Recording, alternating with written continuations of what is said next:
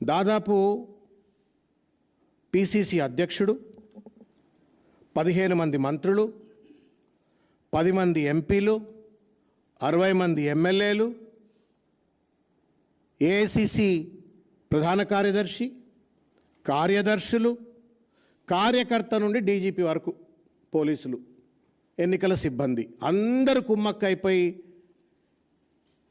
ఇంతమంది కలిసి భర్త కోల్పోయినటువంటి ఒక మహిళ మీద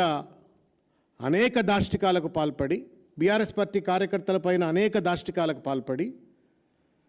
200 కోట్ల రూపాయలు పైచిలకు ఖర్చు పెట్టి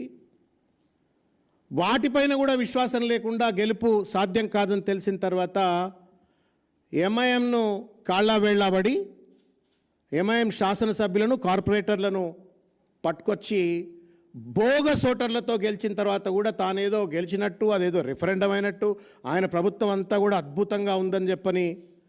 ప్రజలు సర్టిఫికేట్ ఇచ్చినట్టుగా ఆయన జబ్బలు దరుచుకుంటుంటే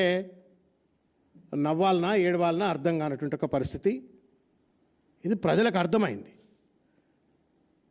పాత బస్తీలోనో, బీహార్లోనో, ఉత్తరప్రదేశ్లోనో, రాయలసీమలోనో జరిగేటువంటి ఒక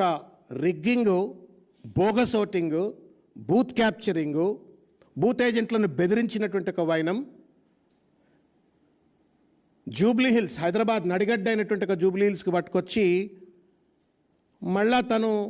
రాజ్యాంగబద్ధంగా గెలిచినట్టుగా నాటకాలు చేస్తున్నటువంటి ఒక వైఖరిని తీవ్రంగా ఖండిస్తూ ఉన్నాం.